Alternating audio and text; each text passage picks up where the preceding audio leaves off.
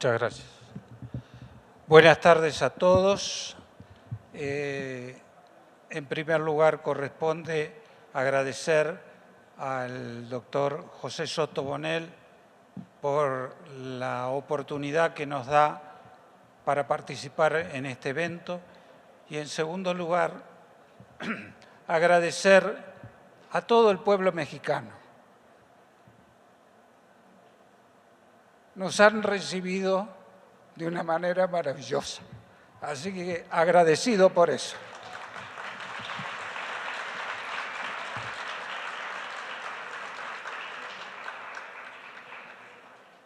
Bueno, el tema, como ya se adelantó, es la recentralización de los sistemas de salud, la humanización. El objetivo de la mesa tiene como finalidad contribuir a la humanización de los servicios de salud, teniendo en cuenta los diferentes planteos que realizan los destacados profesionales desde la óptica de sus experiencias, sus conocimientos adquiridos en sus actividades. Todos sus pensamientos estarán orientados a la humanización de los servicios con una atención sanitaria con valores éticos, morales, en los que el respeto al paciente ocupe un lugar preponderante, siendo el centro neurálgico y permanente de toda la atención a brindarle. Dentro de esa atención no se debe olvidar de participar también e integrar al núcleo familiar del paciente por la importancia que eso conlleva. La humanización, el respeto a la vida, a la dignidad humana, a sus derechos fundamentales sin distinción de sexo, raza, nacionalidad, lengua, cultura, condición socioeconómica o ideológica y política. Estos son los principios y valores fundamentales para el logro de nuestros objetivos. La atención implica realizar un juicio de valor y un proceso dinámico, participativo para intensificar y priorizar necesidades que conduzcan a la intervención oportuna para llevar a cabo el tratamiento, la rehabilitación y, en el caso necesario, el tratamiento paliativo y digno para todo ser humano.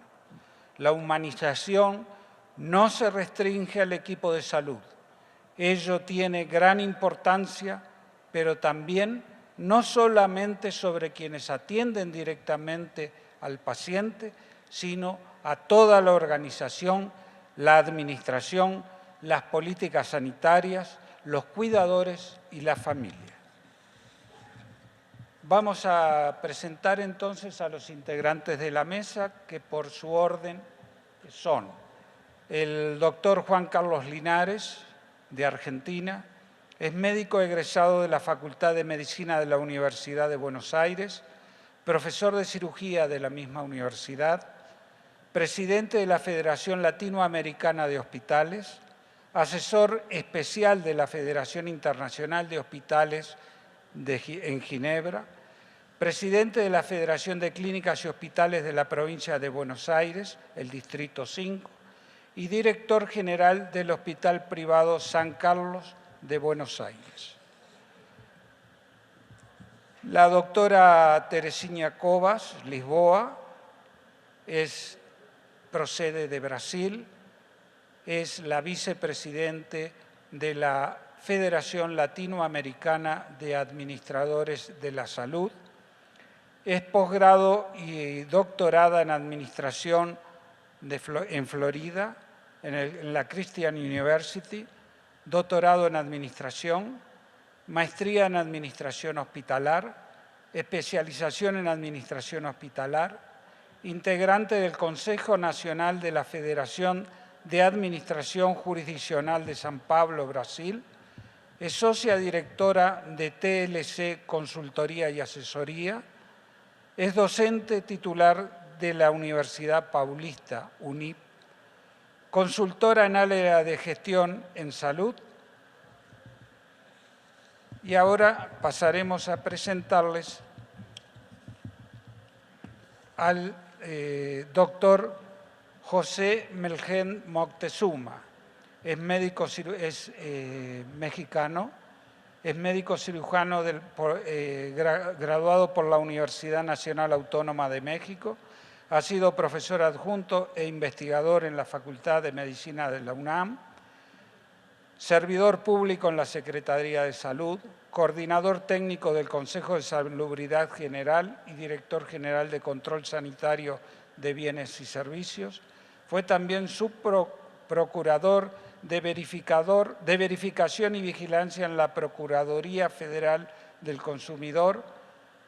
Del 2007 al 2012 se desempeñó como subcomisionado médico y en febrero de este último año fue nombrado Comisionado Nacional de Arbitraje Médico, cargo que ocupó hasta el mes de marzo de 2016. Fue miembro del patronato de la Universidad Nacional Autónoma de México, ocupando la presidencia. Y actualmente es el subsecretario de Integración y Desarrollo del sector salud. Pasaremos ahora a presentar al doctor Manuel Hugo Ruiz Chávez Guerrero. Es médico cirujano de la Facultad de Medicina de la Universidad Nacional Autónoma de México. Es maestro en Ciencias en Medicina Social por la Escuela de Higiene y Medicina Tropical de la Universidad de Londres, en el Reino Unido. Es miembro fundador del Certificado de Consejos Mexicanos de Especialidad en Medicina Familiar y Salud Pública. Es consultor de OPS-OMS. Y su extenso currículum me obliga a tener que detenerme aquí, porque si no vamos a terminar con el tema completo del resto de los expositores. Vamos a dar la palabra entonces al doctor Juan Carlos Linares. Adelante, doctor.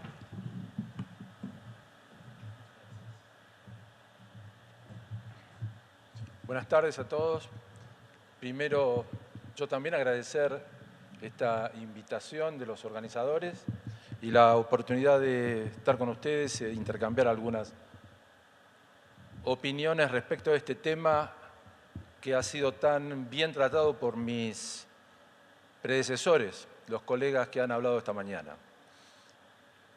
De manera tal que mi idea era simplemente recalcar algunos puntos aisladamente que considero importantes en este tema de humanización e innovación y la trascendencia que eso tiene sobre la población en general, dando quizás un pantallazo diagnóstico de algunos de ellos y luego propuestas concretas para mejorar.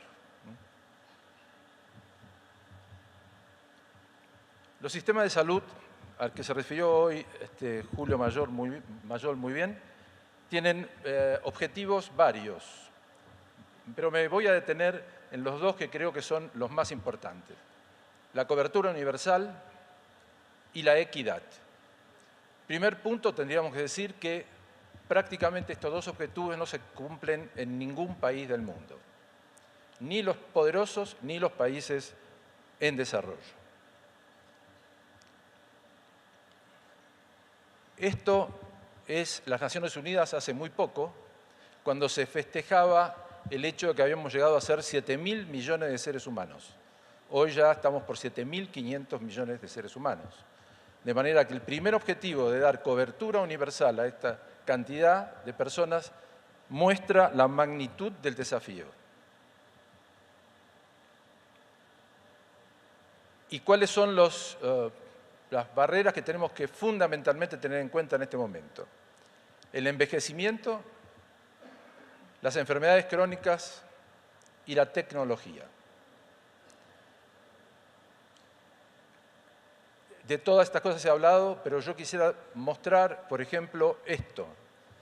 En los últimos 100 años, el promedio de vida era en el 1945 y ahora en algunos países del primer mundo es 85 años. Evidentemente, esta evolución en la vida y prolongación de la vida tiene que traer consecuencias buenas y malas, como se verá y como se ha visto. Finalmente, luego el tema de la equidad, que decimos que no se cumple prácticamente, no es posible cumplir en ningún país del mundo. ejemplos, en Bolivia, en nuestra región, para dar algún ejemplo de nuestra región. Partos atendidos por personal especializado. El quintil más rico boliviano, el 99%, es decir, prácticamente todos. El quintil más pobre en el mismo país, solo 34% es asistido por personal especializado. En Brasil, la mortalidad infantil, lo mismo. En el sur, la zona más desarrollada de Brasil probablemente, 9,5 por mil. Pero si nos vamos al noreste, tenemos 50 por mil. Es decir, 5 veces más. En nuestro país, Argentina, lo mismo se ve en el noreste y noroeste, quintuplicada y sextuplicada la mortalidad materno-infantil. Materna y también la mortalidad infantil y otros indicadores. De manera que nuestra región evidentemente es inequitativa. Como alguien dijo esta mañana, la más inequitativa del mundo. Lo que es mucho decir si nos comparamos con regiones como el África subsahariana. De manera tal que nuestra tarea evidentemente es importante. El punto de la inversión. Por eso dije que tocaría algunos puntos que me parece clave tener en cuenta. Evidentemente, la inversión en salud da como consecuencia mejora en todos los indicadores. Eso es generalizado. Acá tenemos prevención arriba, investigación clínica en el medio y abajo rehabilitación y curación. Y esto es donde invierten los países desarrollados, los 5 o 6 países más desarrollados del mundo. El 40% del dinero va a la prevención, la investigación el 20% y la curación el 40% restante. Si tomamos nuestro país, Argentina, esto pasa. 95% se dedica a curación y rehabilitación. En prevención solo el 2% e investigación clínica 2,5%. Estas cifras son similares al resto de los países de la región, de manera tal que, primer punto, la inversión es absolutamente necesaria para mejorar. Segundo punto, la inversión no puede ser así global, sino que tiene que ser dirigida y sacar las conclusiones de los países que ya lo han hecho. Este es un ejemplo de cómo la inversión ha transformado los indicadores en Hong Kong. La decisión fue política, como suele ser, un incremento de inversión realmente importante, y la expectativa de vida pasó desde 1990, 74 años, a 2010, 86 años de vida. Esos son 12 años en una década. La mortalidad infantil en Hong Kong es alrededor del entre 1 y 2%, pensando que en nuestra región estamos casi en el 9 y 10, por mil, perdón. Y tuvieron en los primeros, a partir del tercer año, un ahorro aproximado de 40 millones de dólares por año en el sistema de salud. Estas 3 cifras creo que son básicas para hablar del tercer punto que habíamos hablado, la tecnología. El incremento en tecnología huelga que yo vuelva a repetir todo lo que se ha dicho, porque se ha dicho con mucho más solvencia de lo que pueda decir yo.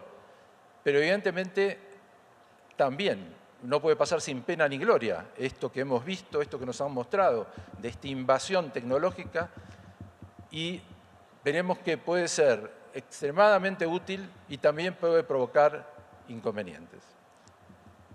Tecnología de la información, biotecnología y nanotecnología. Yo creo que hay que prestar atención a las 3 en el área de salud. La tecnología de la información es realmente, como hoy se habló, telemedicina, etcétera, puede ser absolutamente útil y muy, muy beneficioso. ¿Para quién? Fundamentalmente para los países más pobres y los países menos desarrollados. El ejemplo que traigo aquí es el Congo. El Congo, en mi país hay un médico cada 250 personas. y en la región aproximadamente eso. En el Congo hay un médico cada 10.000 habitantes. Las probabilidades que un habitante vea a un médico son realmente infinitamente inferiores a cualquiera de nuestros países. La e-salud, por así decir, ha permitido que técnicos se distribuyan en toda la superficie del Congo, con microscopía móvil y demás, conectada con los hospitales centrales, y ha permitido bajar la mortalidad, que en esos lugares no es lo mismo que estábamos diciendo antes, enfermedades crónicas. Las prioridades patológicas del Congo son malaria, tuberculosis, HIV y parasitosis. Evidentemente hubiese sido imposible que eso lo curase un médico, así que ha dado un descenso de los índices de mortalidad espectaculares. Y la educación a distancia, aplicada a nuestra área. Otro ejemplo que es Kenia, también un país extremadamente carenciado. Pudieron hacer un plan y formaron en 3 años 22.000 enfermeras, lo que por los métodos habituales, presenciales y demás, hubiese llevado un montón de años. De manera tal que la trascendencia de la tecnología de la información es espectacular en los países pobres. Segundo, la biotecnología. Evidentemente, aquí la vedette es el genoma. Y un análisis del genoma era algo inalcanzable hace muy poco tiempo. Es decir, hace 10, 12 años, el costo era de 100.000 euros y hoy 100 euros. Las consecuencias son de que realmente se disemina esta probabilidad con beneficios espectaculares para la población. Y finalmente, algo de lo que habló Julio Mayol y otro expositor, la nanotecnología,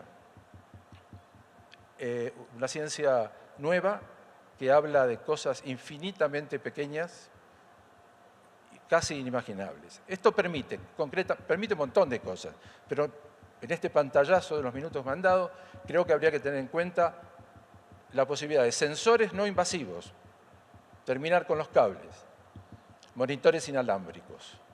Esto lleva al objetivo de la medicina del futuro, que es la medicina ubicua, es decir, seguir al enfermo y monitorearlo donde esté, cosa que ahora progresivamente se está pudiendo hacer y que era algo impensado para quienes tenemos algunas canas en nuestra carrera de medicina y en nuestros primeros años de profesión.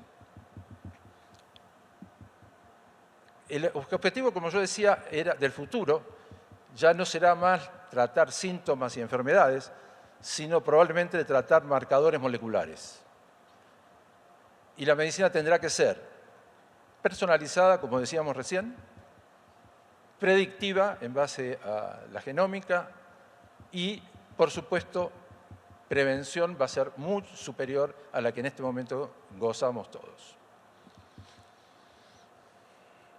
Finalmente, las conclusiones es que para realmente lograr estos dos objetivos básicos que yo había puesto, que era la cobertura universal y llevar equidad a la población del mundo, es decir, humanizar la medicina, se necesita primero que nada ética. Vale la pena detenerse en esto en momentos en que en nuestra región la televisión, los medios y demás dan cuenta de una invasión de la corrupción, con consecuencias realmente dramáticas. De manera que toda la gestión, desde el gestor hasta el médico con su paciente y en todos los actos, para que cualquier sistema funcione, tiene que ser manejado éticamente. Caso contrario, seguramente fracasará. La tecnología, de acuerdo a lo que hemos charlado, y no aplicada, como vemos en algunos de nuestros países, a duplicar tecnología por razones políticas o por otras razones. Es decir, que en una población de 20.000 habitantes hay un tomógrafo privado y entonces aparece otro tomógrafo público. o un resonador y se duplica o se triplica, absolutamente innecesario. Para eso es mala la tecnología aplicada de esa manera.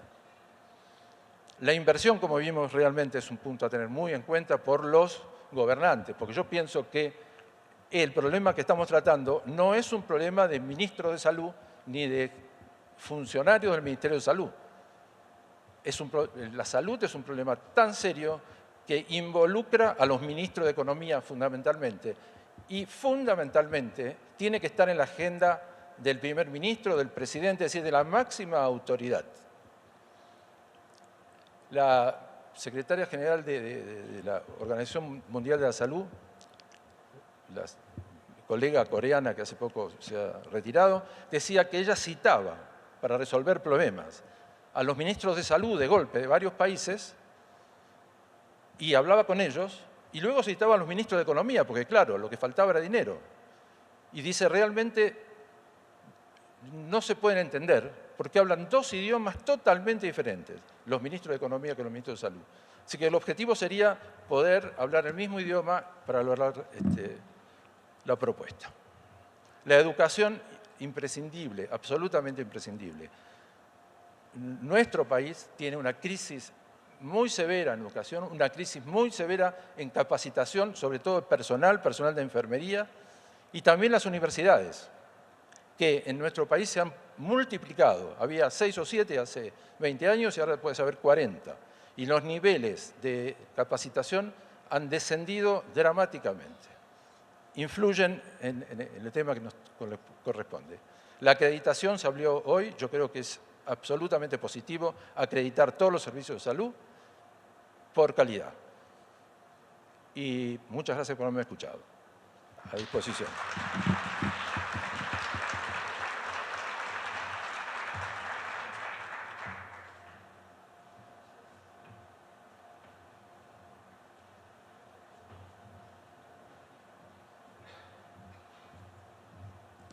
Boa tarde a todos. Vou falar pausadamente para vocês entenderem. O tema, muito polêmico, eu trouxe o conhecimento brasileiro das empresas públicas e privadas do Brasil.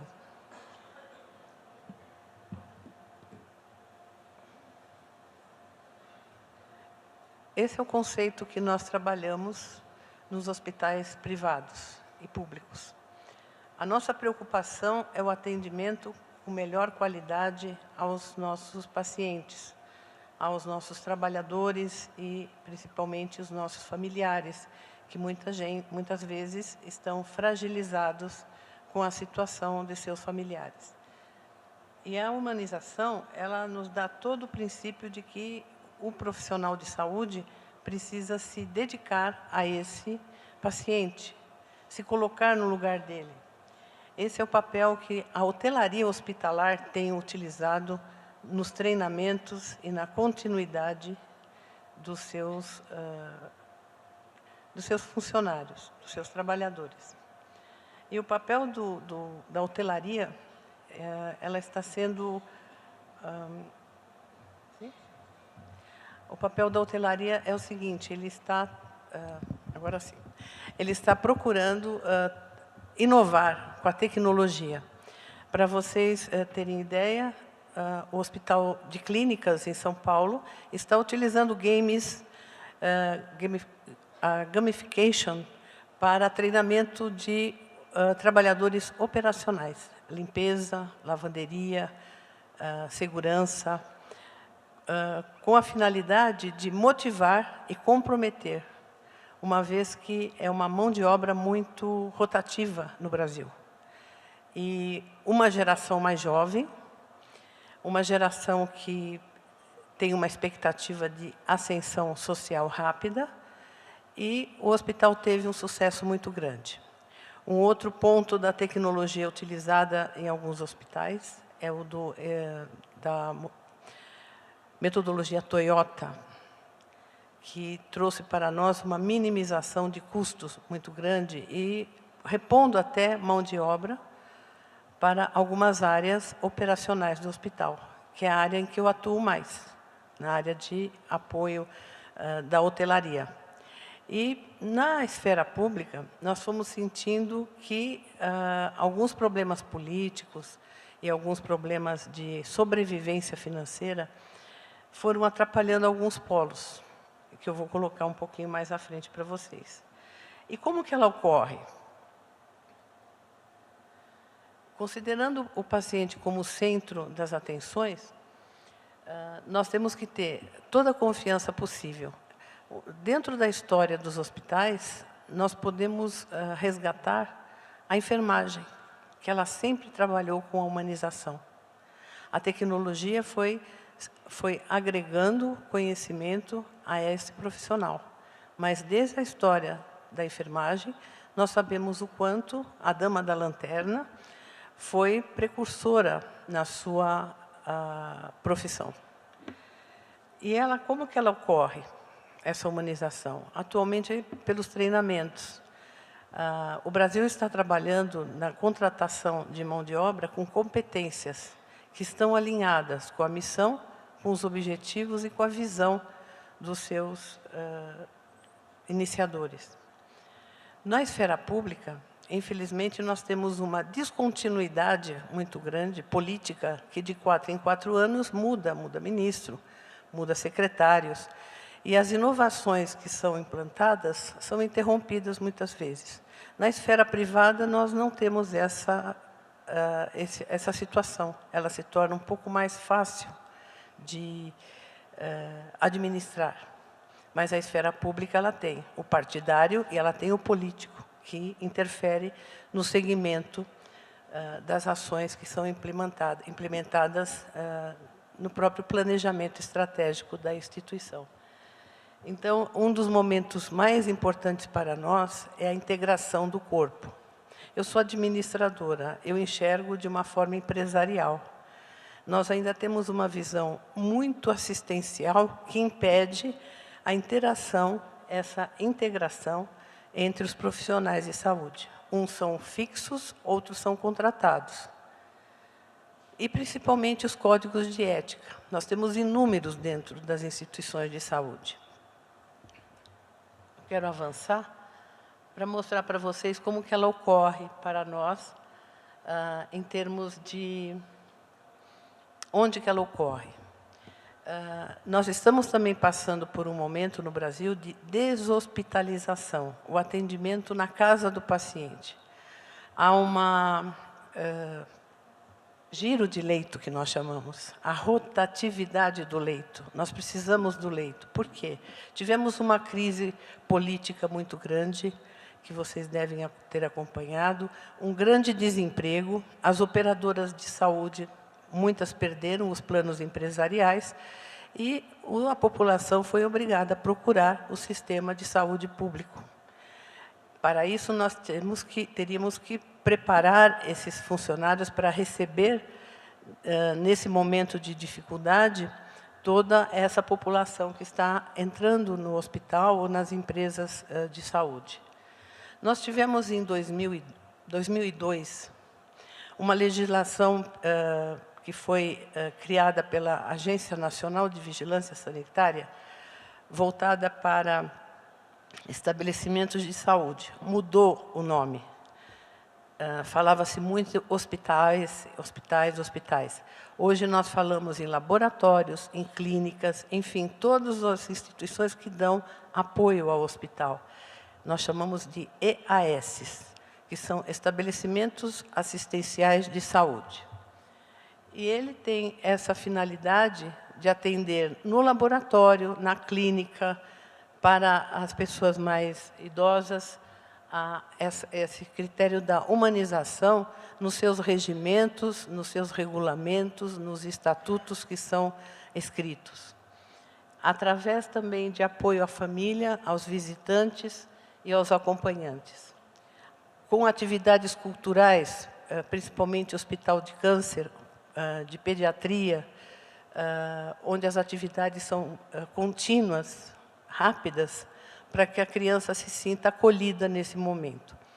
Hoje nós temos também, nas recepções dos hospitais, das instituições de saúde, um novo nome, Antigamente, nós tínhamos triagem. Está claro, Oscar? Tá? Era triagem. Hoje, nós denominamos acolhimento, principalmente nos hospitais públicos. A atenção domiciliar cresceu, como eu disse, ela tem o home care das operadoras de saúde e tem os programas de saúde da família vinculados às prefeituras de cada município. E os cuidados paliativos. Nesse exato momento dos cuidados paliativos, nós temos tido trabalhos muito interessantes realizados por religiosos. O fim da vida, o bem morrer, e com o apoio da família, com psicólogos, assistentes sociais, que eu coloquei para vocês verem. E temos uma legislação no Estado de São Paulo, denominada a legislação Mário Covas, que foi o governador em questão, que estava ao final da vida, e que prescreveu, praticamente para ele, a ortotanásia. E nós estamos tendo vários casos de ELA, da esclerose lateral, e o judiciário tem recebido inúmeras solicitações, pedidos, para que a ortotanásia seja realizada. Um outro ponto que eu quero colocar para vocês, em relação à humanização, que às vezes ela se quebra, é que nós estamos com um processo denominado judicialização, onde as pessoas entram no Tribunal de Justiça com o pedido para que possa antecipar uma cirurgia, um tratamento, ou seja, ela passa à frente de uma outra pessoa. Nós temos muitos casos, estão ocorrendo cursos, eventos, principalmente nas capitais, sobre judicialização. E chegamos no momento nosso do poder público.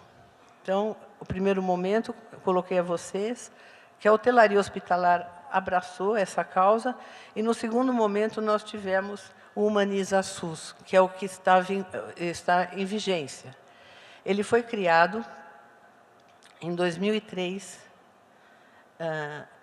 para atendimento do Sistema Único de Saúde. O Sistema Único de Saúde foi criado também pela Constituição de 1988, que diz que a saúde é direito de todos e dever do Estado. E o Humaniza SUS, ele praticamente está presente nos postos de saúde, nas unidades de atendimento, de pronto atendimento, e nas atividades que são realizadas na residência do paciente. Com isso, o sistema ficou muito inchado. Nós consideramos que ele está muito inchado em função dessa deshospitalização e do treinamento que há necessidade de se fazer com esses trabalhadores. Um outro ponto importante é que, em 2003, o Ministério da Saúde criou os hospitais Sentinela. Esses hospitais, a Anvisa, a Agência Nacional de Vigilância Sanitária, ela hoje fiscaliza esses hospitais em relação à farmacovigilância, aos eventos adversos e à humanização, porque nós temos dentro do Brasil regiões ainda com uma população indígena grande. Nós estamos recebendo refugiados, e esses refugiados precisam de atendimento, então esses trabalhadores públicos precisam ter o treinamento da humanização voltada para essa política de saúde que foi implantada em 2003 e em 1988.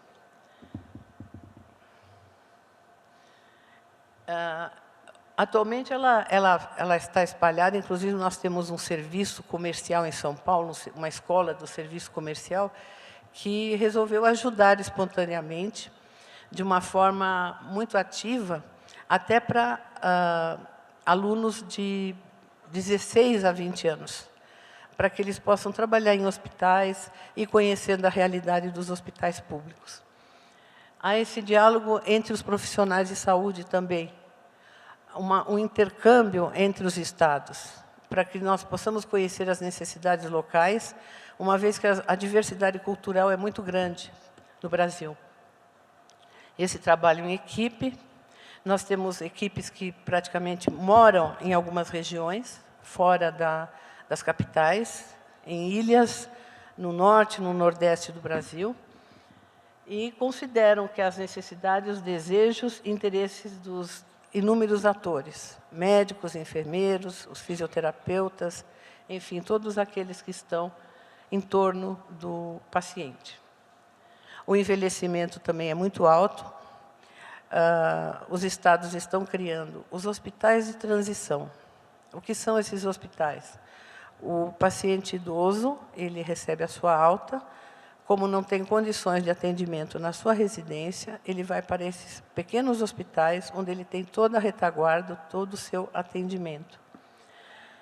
E essa política nacional de humanização, ela nos trouxe um repensar da saúde, de que mesmo aquele profissional que está afastado em capitais longínquas, fora da sua residência, ele precisa também receber esse acolhimento. Ele não precisa somente se dar, ele precisa também receber da instituição condições para que ele possa sobreviver, às vezes até em aldeias indígenas, onde tem os postos de saúde. Essa garantia dos direitos dos usuários, uma vez que eles são presentes nos recolhimentos dos seus impostos, das suas aposentadorias, que eles têm uma certa expectativa de retorno do próprio governo, e a valorização do trabalhador da área de saúde, principalmente dessa população que está um pouco mais afastada dos centros urbanos. E a gestão participativa. Eu retorno a dizer, nós estamos num momento de transição muito grande no Brasil. Um momento em que nós estamos em mudanças políticas e a expectativa da população é muito grande para receber um atendimento de saúde com dignidade e com ética. Os profissionais de saúde não podem esquecer dos seus princípios éticos profissionais e de como eles devem ser integralizados junto à equipe. E eu deixo uma mensagem para vocês. Essa foi a primeira Santa Casa do Brasil, a Santa Casa da minha cidade. É uma Santa Casa que recebe um tratamento do Sistema Único de Saúde muito grande. Assim mesmo, nós temos uma dificuldade em virtude da região que ela está localizada, da população que vive à beira dos rios e nós precisamos ter consciência de que essa humanização ela faz parte da formação, como foi exposto agora, da educação. Isso vem da nossa formação profissional, familiar e principalmente social. Muito obrigada.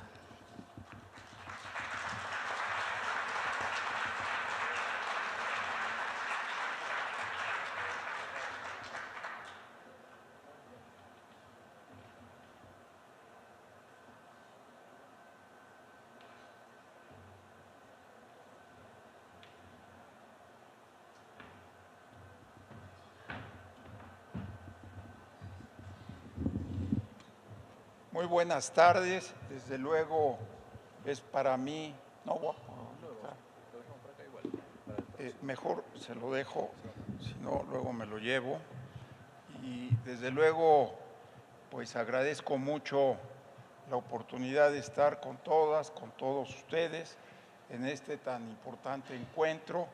Le agradezco al presidente del comité organizador, el licenciado José Soto, pero desde luego saludo a mi amigo, el director médico del ISSSTE, el doctor Jorge Guerrero Aguirre, y al doctor Javier Dávila, que pues a lo largo de nuestro transitar por los servicios de salud siempre contado con su grata conversación y desde luego apoyo a las tareas que se realizan en nuestro sistema nacional de salud.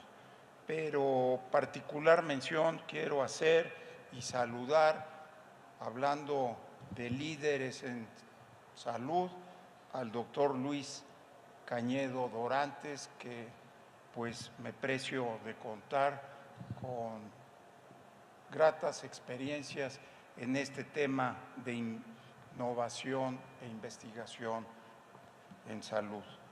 Yo no puedo dejar de mencionar algunos temas como el panel del día de hoy en el que estoy participando, titulado La recentralización, los sistemas de salud, la humanización, pero la innovación me provoca pues deseos de también abordar el tema y recordando hoy en el 20º aniversario luctuoso de Octavio Paz, señalaba que el signo de nuestros tiempos es el cambio.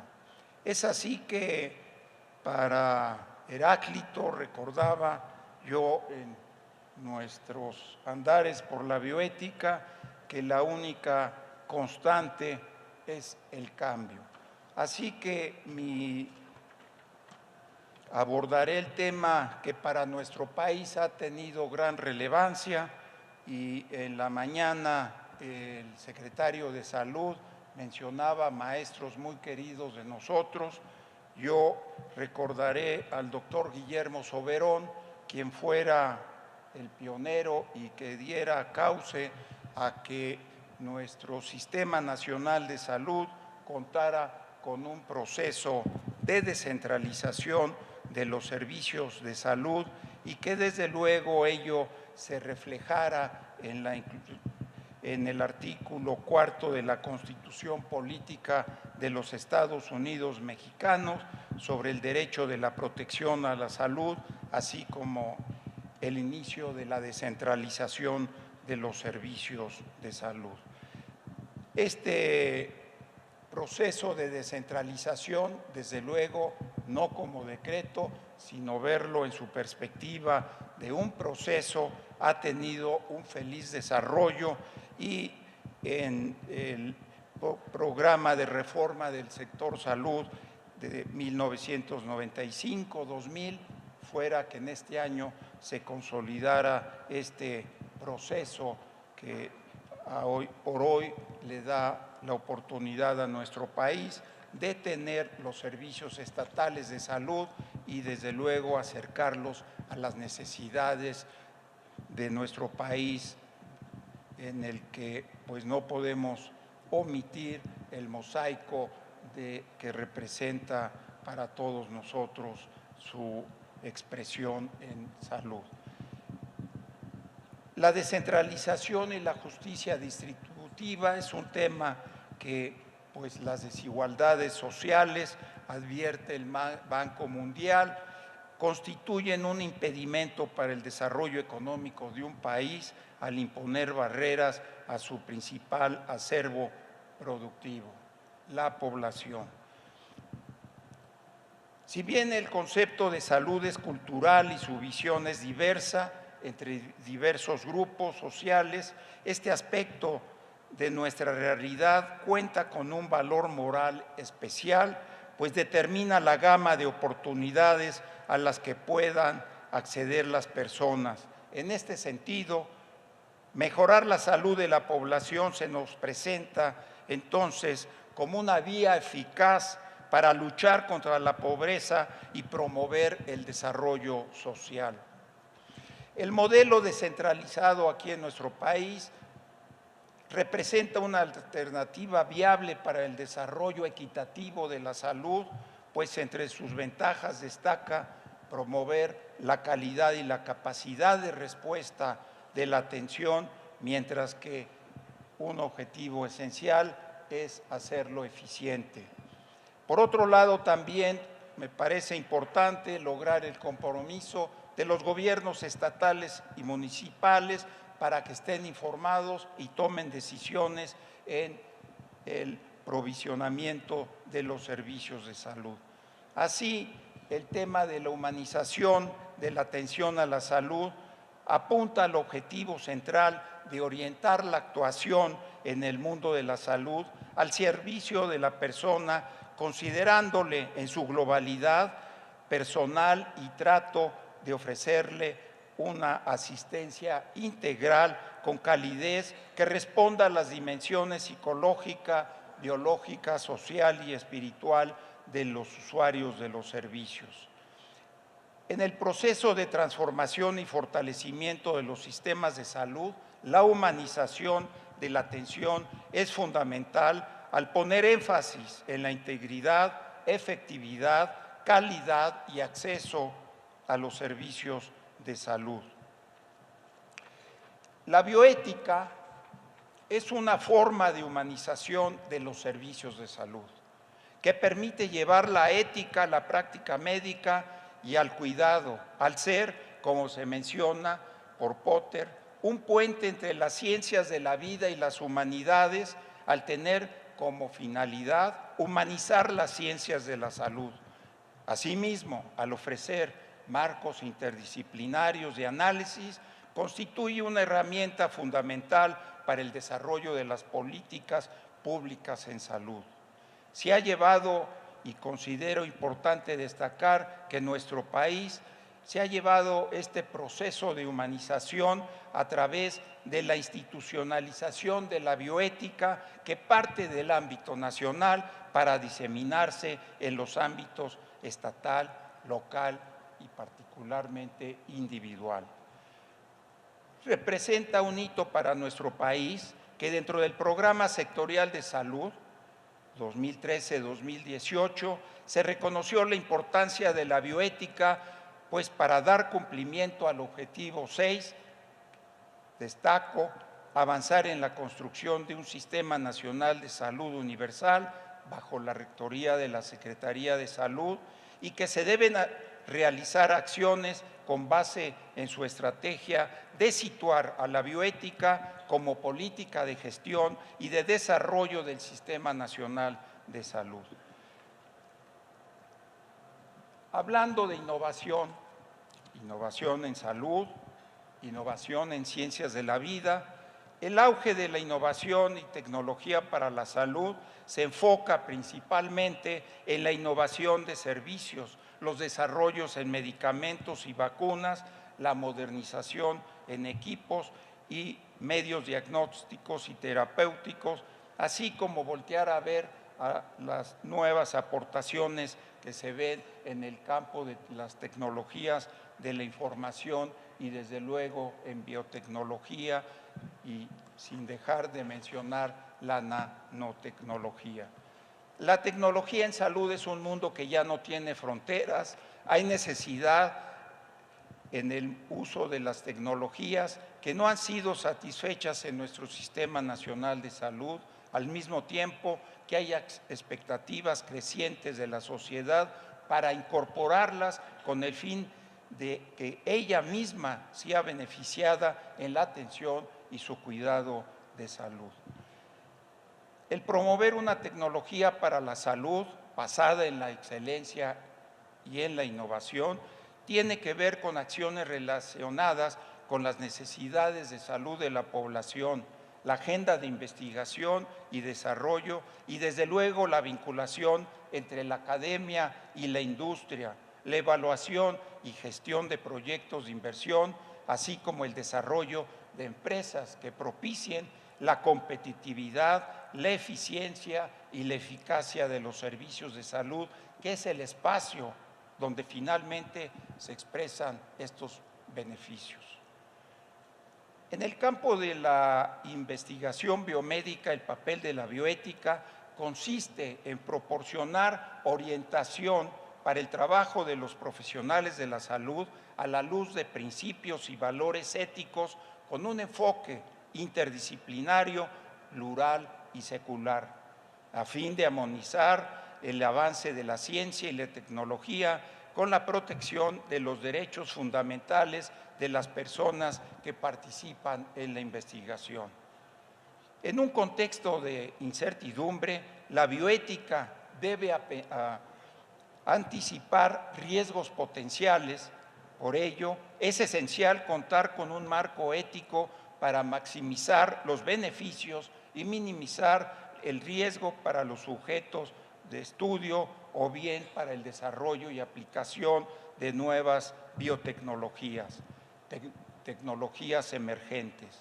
Esta multidisciplina busca humanizar la práctica de la medicina, así como fomentar criterios de integridad científica y responsabilidad social. Considerando los desafíos actuales que enfrenta la investigación en salud, la bioética representa un espacio para encontrar definiciones claras, abordar diferentes cuestiones científicas, éticas y sociales, así como para generar consensos. Resulta fundamental promover una mayor integración en los ámbitos científico, social y empresarial. Un enfoque integral puede contribuir sustancialmente no solo al desarrollo de nuevas tecnologías, sino asegurar que este desarrollo llegue a quienes realmente lo necesitan. Es indispensable que la investigación científica con seres humanos se lleve a cabo bajo pautas éticas con la supervisión de los comités de ética de la investigación, que son cuerpos colegiados multidisciplinarios de análisis y deliberación. A la fecha, en nuestro país cuenta con 227 comités de ética en investigación institucionales, cuya función principal consiste en evaluar los aspectos éticos de los protocolos de investigación. Sin embargo, esto no debe considerarse una barrera para la investigación, sino como un imperativo social que garantice la protección de los sujetos involucrados y contribuya a fortalecer el proceso de investigación. Estamos convencidos que la investigación clínica, la investigación científica requiere de un terreno fértil que sea abonado por la ética de la investigación.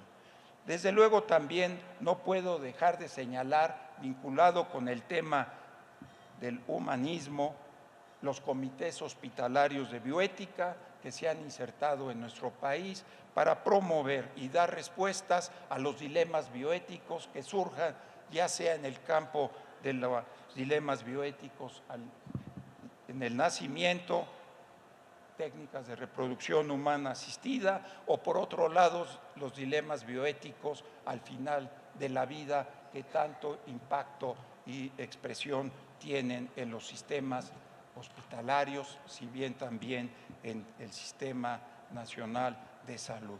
Es así como la Comisión actualmente cuenta con el apoyo de las instituciones públicas, privadas y sociales, con 890 comités hospitalarios de bioética. Desde luego, no puedo dejar reconocer que ello no podría lograrse sin la debida participación y compromiso del secretario de Salud, y hago un público reconocimiento al doctor José Narro, que desde rector impulsara y apoyara el desarrollo de la bioética en su expresión en el Sistema Nacional de Salud y también como parte del quehacer de las universidades públicas y privadas. Hoy por hoy la bioética tiene su lugar y desde luego la vemos como la multidisciplina del siglo XXI. Muchas gracias.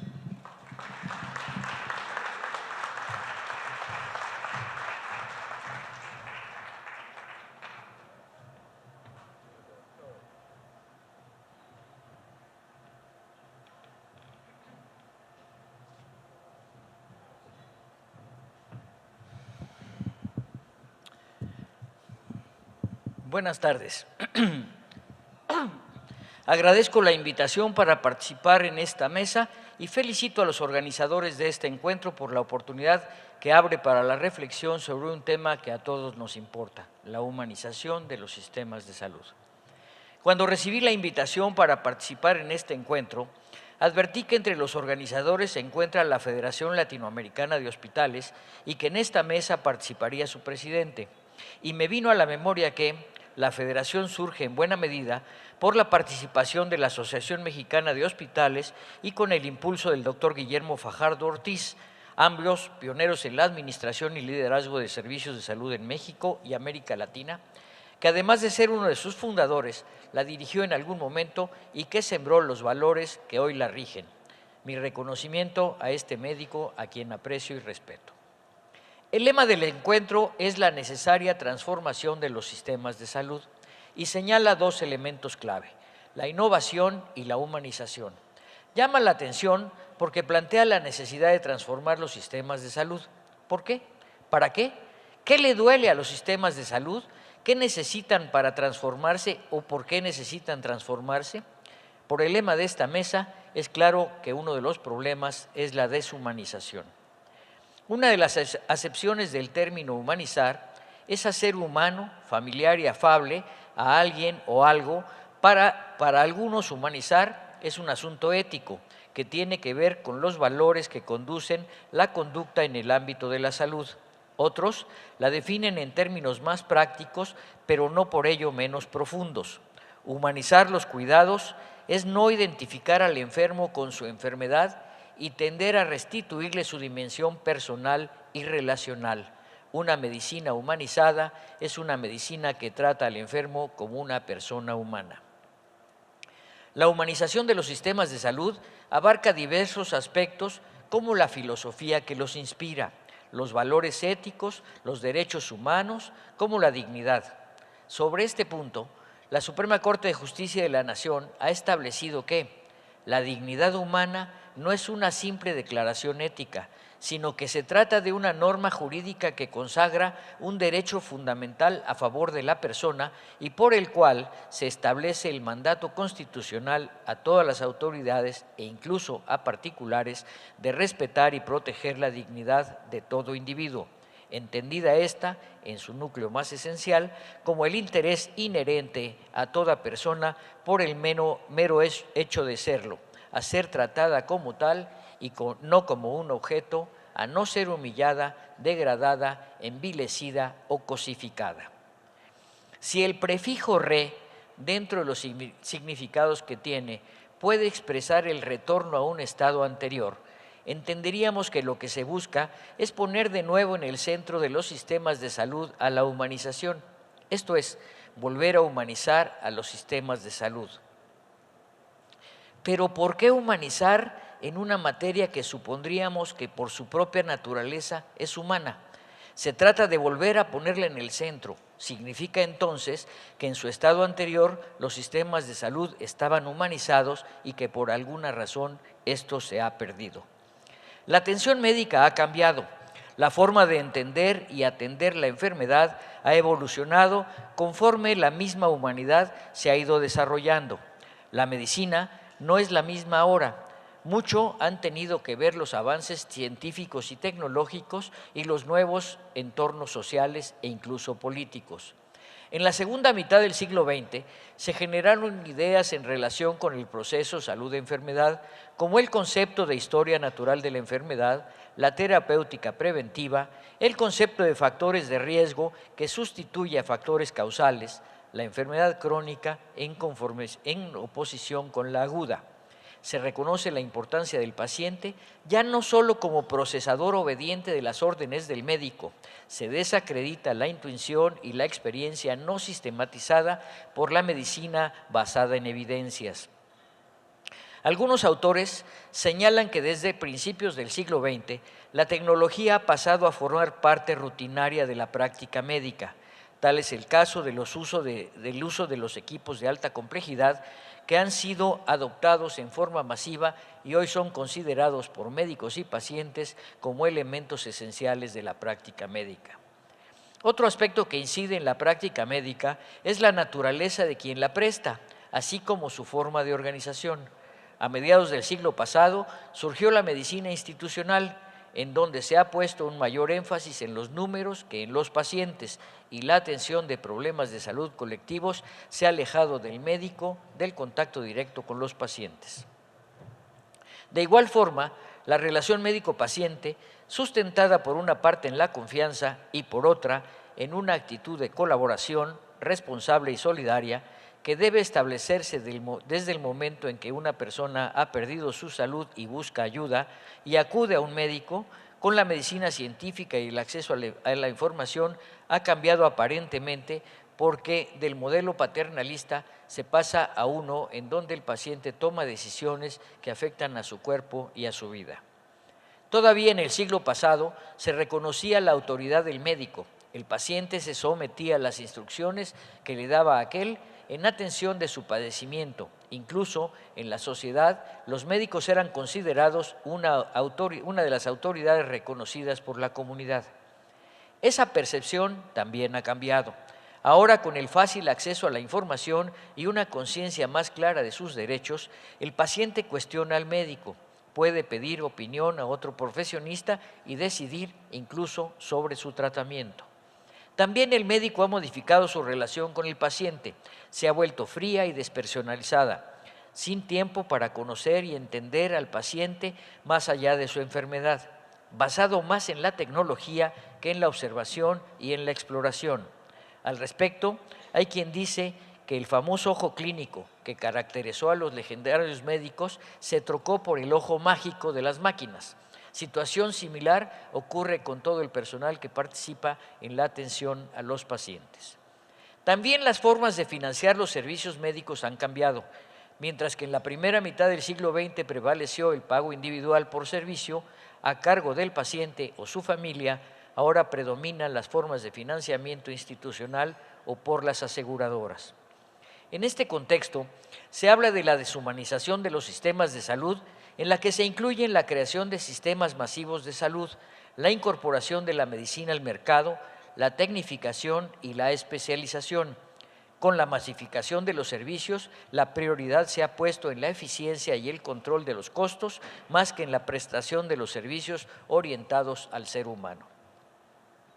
La deshumanización puede relacionarse con los avances de la medicina, como ciencia y como industria, que promueve el uso de la tecnología como el camino para mejorar las condiciones de salud de la población, pero que también se convierte en un elemento de presión técnica y social para que buena parte de los recursos se canalicen a la construcción y equipamiento de grandes hospitales con la última tecnología. Llegamos entonces a situaciones en las que el conocimiento del médico pasa a un segundo plano. Lo importante es contar con los mejores aparatos. Así, los descubrimientos científicos y los avances de la tecnología, por un lado, permiten mayor precisión en el diagnóstico y el tratamiento, pero por otra parte, ocasionan problemas que van desde iatrogenias hasta el incremento en los costos de la atención. También en la deshumanización se incluyen otras cuestiones, como la falta de privacidad y confidencialidad en la atención del paciente, los horarios de visita sin considerar las necesidades del paciente ni de sus familiares, los tiempos de espera, la falta de atención amable y respetuosa a pacientes y sus familiares. Soberón y Narro señalan que el auge de la medicina institucional y la creciente aplicación de innovaciones tecnológicas en el campo de la salud tienden a despersonalizar la práctica médica y a convertir al paciente en un simple expediente clínico. Frente a este panorama, se han hecho esfuerzos por volver a poner al centro al ser humano. No se trata de la realización de acciones espectaculares o costosas, sino de regresar a la sencillez de las relaciones humanas. Desde principios del siglo pasado, el médico alemán Ernst von Leyden advertía a sus alumnos que el primer acto terapéutico es dar la mano al enfermo. Otras acciones consisten en flexibilizar horarios, ofrecer información más frecuentemente sobre enfermos en urgencias, hacer efectiva la empatía y recuperar el trato humano, el respeto y la confianza, la atención integral de las necesidades del paciente y su familia, guiado por un conjunto de valores. Existen diversos ejemplos en la práctica. Por ejemplo, el Instituto de Seguridad y Servicios Sociales de los Trabajadores del Estado, hay 2 programas en este sentido: Trato para un buen trato, del cual ya se ha hablado en este evento, y por el cual otorgarán un reconocimiento al licenciado José Reyes Baeza Terrazas, y el otro es el Hospital Abierto. En ambos programas se busca satisfacer, más allá de la atención médica, las necesidades de los pacientes y sus familiares en aspectos sencillos, pero que impactan mucho la calidad de la atención, como el trato amable, proporcionar un mejor servicio a los familiares con el uso de tecnologías domésticas como pantallas para conocer el estado del paciente, teléfono gratuito y Wi-Fi, un horario amplio de visitas, restringidas solo por cuestiones médicas o por el deseo del enfermo, participación de los familiares en los cuidados de su paciente como apoyo para alimentarlo, interactuar con él para su estimulación mental, física y afectiva y asistirlo en su movilización. En cuanto al uso indiscriminado de la tecnología, recupero 5 reglas en la evaluación de tecnología que mencionaron Soberón y Narro. A. Solo porque puede hacerse no significa que se necesita. B. Solo porque funciona no significa que deba utilizarse. C. Es más fácil desarrollar una tecnología que demostrar su utilidad. D. Las buenas intenciones pueden tener consecuencias inesperadas. Y E. El propósito de las innovaciones biomédicas es reducir la incidencia de la enfermedad en los países en desarrollo, así como la prevalencia de la misma en los países industrializados. Para la humanización de los sistemas de salud, un primer paso, y diría que un buen principio, es contar con unidades médicas accesibles, limpias y que dispongan de los insumos esenciales para prestar los servicios de salud con un trato amable. No es posible prestar servicios médicos humanizados si no se cuenta con instalaciones que garanticen seguridad para el ejercicio de la práctica médica y que cuenten con lo necesario para hacerlo. Por otra parte, o al final, es necesario poner un mayor empeño en propiciar las condiciones suficientes y adecuadas para que el personal realice su quehacer de la mejor forma posible. Sin duda, se ha avanzado y hay ejemplos de los que debemos estar orgullosos, como los que ya mencionamos hace un momento. Muchas gracias.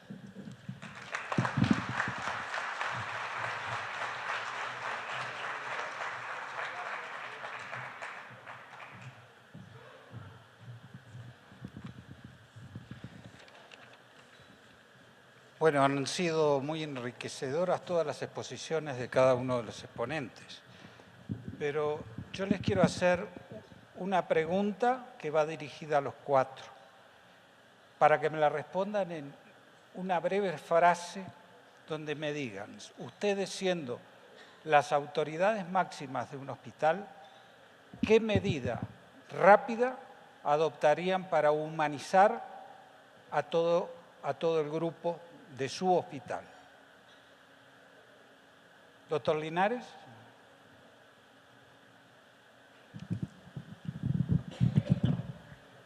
Sí, la pregunta es dificilísima. Rápido y para todos. Educación, educarlos a todos. Muy bien. Educação. Bien. Educación, pero en bioética.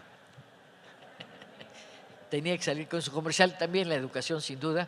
Y la otra parte es que en algún momento la vigilancia de los códigos de ética que tienen estas medidas sencillas que ya se empiezan a aplicar en México y que la verdad las debimos no dejar haber perdido. Muy bien.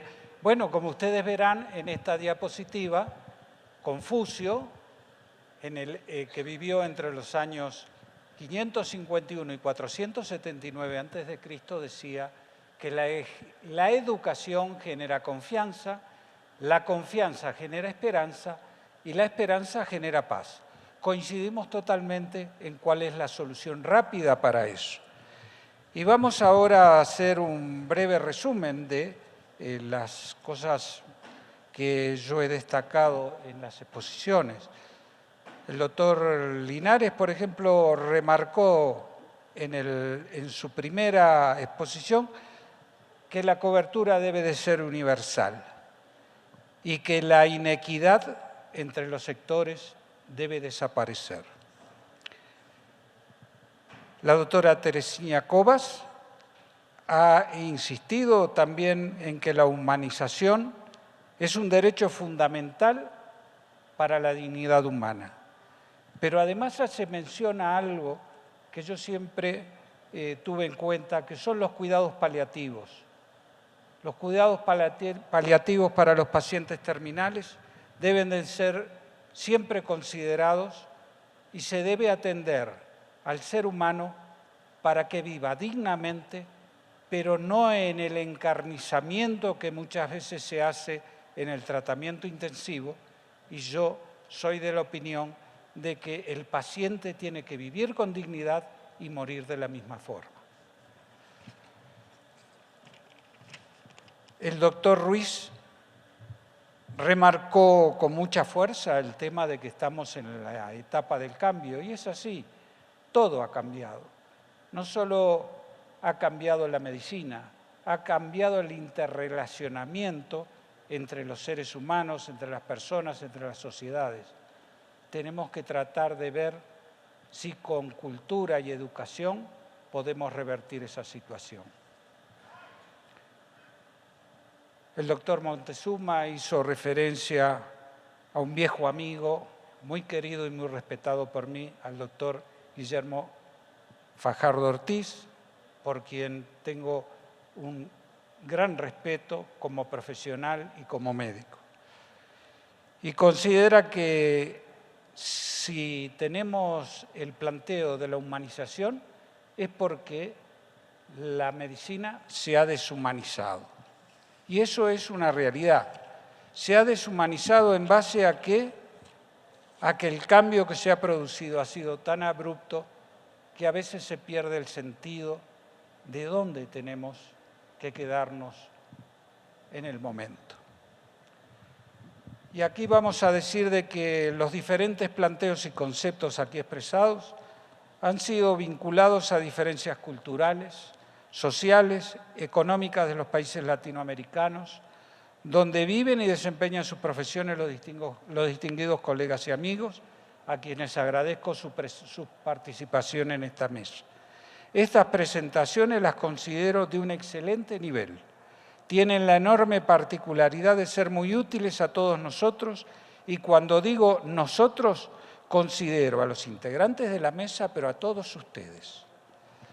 Todo lo expresado en las presentaciones con sus experiencias y conocimientos enriquecen nuestro acervo cultural. Es decir, recibimos la totalidad de bienes comunes del conocimiento que los distinguidos profesionales aportan para nuestro enriquecimiento. Debemos, pues, atesorarlo y ser motivo de nuestras motivaciones. Si se estudia al hombre desde hace 4000 años, sus circunstancias fueron muy singulares. Según los antropólogos y otros especialistas, en esa época se dio una etapa de transición. El hombre dejó de ser un homínido y se convirtió en un humano. Este proceso de cambio es lo que se denomina humanización. El concepto humanización es un concepto muy complejo que proviene de las ciencias sociales y que hace directa referencia al fenómeno mediante el cual un objeto inanimado, un animal o incluso una persona adquiere determinados rasgos que son considerados humanos y que no poseía antes.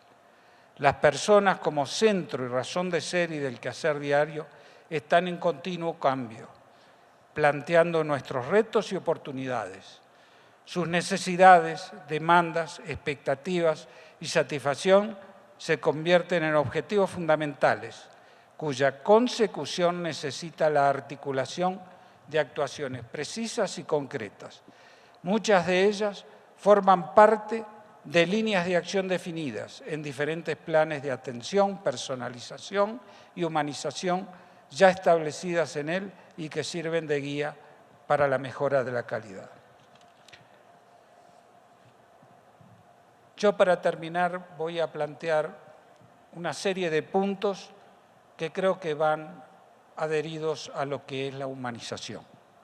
El primero de todo, tolerancia.